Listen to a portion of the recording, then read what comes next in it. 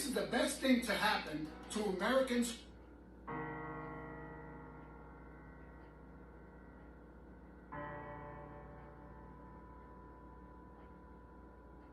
When Ellen was 13 years old, her parents divorced, and she moved with her mother to Atlanta, Texas. She was using comedy to help her mother through the painful period. After the divorce, my mother was going through some really hard times, and I could see that she was really getting down, and I would start to make fun of her dancing. Aww. Then she'd start to laugh, and I'll make fun of her laughing. And she'd laugh so hard she'd start to cry.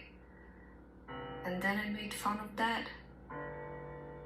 So I would totally bring her from where I'd seen her start going into depression to all the way out of it. Before she even got to comedy, Ellen was 19, and her girlfriend died in a car crash. Aww. The disturbing thing that we think only happens in movies is that Ellen actually drove past the accident, not knowing that in that car crash was her girlfriend. She was inconsolable when she found out. At that moment, she decided to write a dialogue with God, asking him why all of that happened to her, what she had wronged so much. Before and during this time, she worked odd jobs. She spent the time as a house painter, vacuum salesperson, waitress, and even an oyster shucker. In the 80s, she started doing a stand-up at comedy clubs. By 1984, she was touring the country, and she even won Showtime Funniest Person in America contest. In 1994, she landed a starring role as Ellen Morgan on the ABC sitcom Ellen. And later that year, DEGENERES co-hosted the Emmy Awards. But then, in 1997, everything changed. Ellen decided to come out as gay on the cover of Time magazine. But shortly after she revealed she was a lesbian, Ellen DeGeneres' popular sitcom was cancelled. Everything that I ever feared happened to me. I lost my show. I've been attacked like hell. I went from making a lot of money in a sitcom to making no money.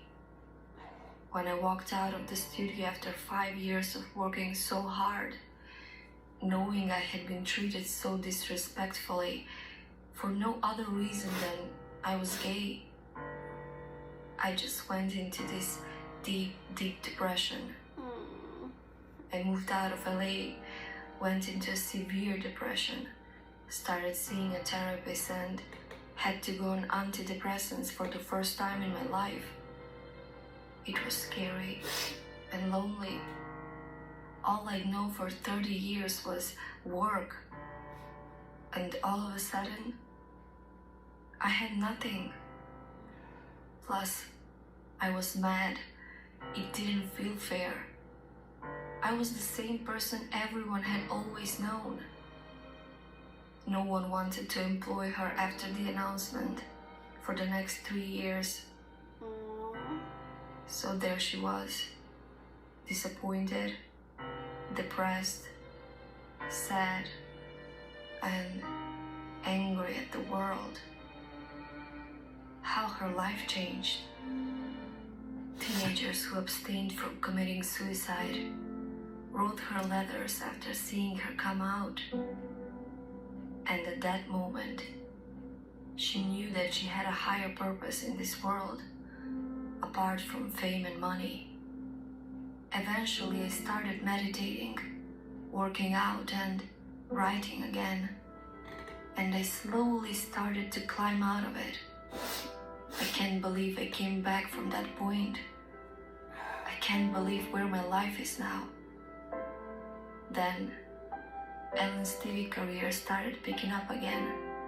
In 2001, She got a CBS sitcom called The Ellen Show, and then she hosted the Emmy Awards solo.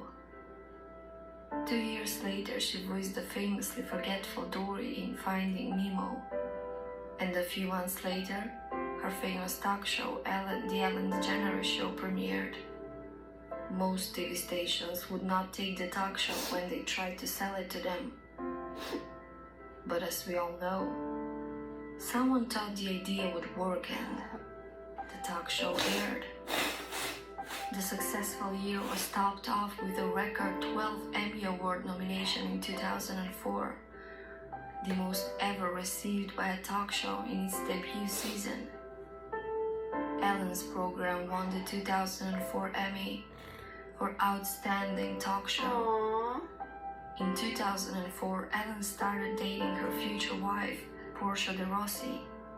They got married in 2004, and 10 years of marriage later, they still make an adorable couple in the red carpet. The next few years brought more milestones, hosting the Emmy again in 2005, hosting the Oscars in 2007, and becoming a CoverGirl spokesmodel in 2008. She was also awarded the Presidential Medal of Freedom and broke into tears during the ceremony. Even President Obama got a little choked up as he told the gathered crowd about DeGeneres' accomplishments. It's easy to forget just how much courage was required for Ellen to come out on the most public of stages almost 20 years ago. What an incredible burden that was to bear, to risk your career like that. And yet today, every day, in every way, Ellen counters what too often divides us with the countless things that bind us together, inspire us to be better, one joke and one dance at a time. There is not a single person, famous or not, to not have failed at least once in their life. But the one thing that divides the successful people from the unsuccessful is the what now. Am I going to let the failure or a setback decide who I am and make me see myself as a loser and the person who is not worth anything for the rest of my life? Or to make me appreciate every setback, every rock on the way, every mountain climbed, and make me a better person along the way? Don't quit when you're feeling like you just want to give up. Don't quit when you think you're not good enough. Don't quit when the luck is not on your side right now. Don't quit when something not fair is happening to you. Don't quit until you see yourself moving onto the right direction. You just can't beat the person who won't give up. When you take risks, you learn that there will be times when you succeed and there will be times when you fail. And both are equally important. Winners never quit, and quitters never win. So, what's your story?